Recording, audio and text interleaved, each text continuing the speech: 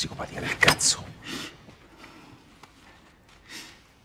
Devo mettere a posto le fotografie.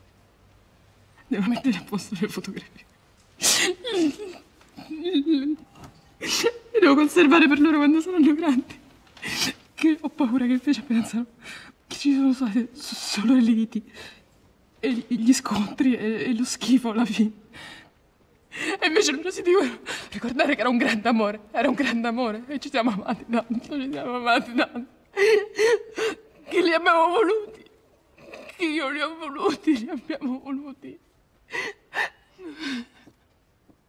che io me lo ricordo, che pensavo che era colpa mia, che i miei genitori si erano separati.